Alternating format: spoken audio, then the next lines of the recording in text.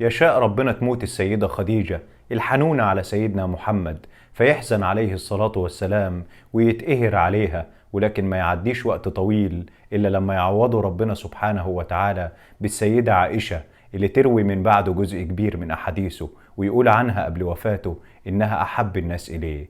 يحصل خلاف بين سيدنا زيد بن حارثة والسيدة زينب، فيختلفوا لأقصى درجة ويوصلوا للطلاق، ولكن ربنا سبحانه وتعالى يعوض السيدة زينب باللي أحسن من سيدنا زيد. مين يا ترى اتجوزت النبي صلى الله عليه وسلم؟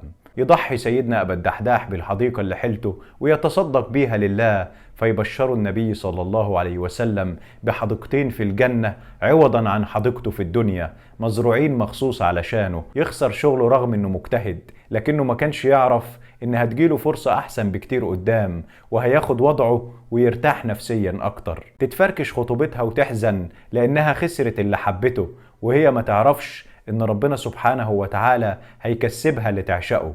نتيجته ما تجيبش الكلية اللي كان نفسه فيها، مع انه ما يعرفش ان ربنا سبحانه وتعالى هيرزقه من الشهادة اللي ما كانش رايدها باللي يخليه يتكسف من نفسه ويخجل من شدة كرم ربنا سبحانه وتعالى عليه. كل شيء مكتوب ومحسوب، ومفيش حاجة جهجهوني كده. ربنا سبحانه وتعالى بيقول إنا كل شيء خلقناه بقدر، بالمليمتر يا حبيبي. نظام وحسابات وتراتيب ربانية في نهايتها راحتنا، حتى ولو البداية ما هياش مبشرة وتعبانة. ما هو سيدنا يوسف ما كانش يعرف إنه بعد غربته عن أهله هيبقى وزير اقتصاد مصر وينقذ نص سكان العالم من المجاعة. والسيدة هاجر ما كانتش تتخيل ان بعد العطش اللي هتحس بيه هي ورضيعها انها هتكون سبب في وجود بير اسمه زمزم بنشرب منه لحد النهاردة ونتبارك بيه، لان الدعاء وقت شرب مية زمزم بيكون مستجاب.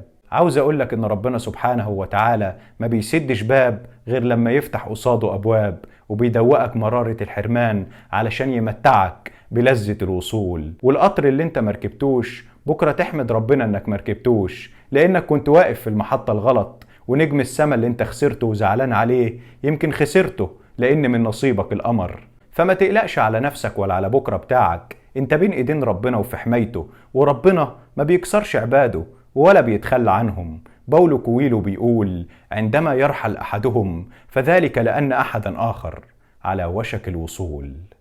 سلام عليكم.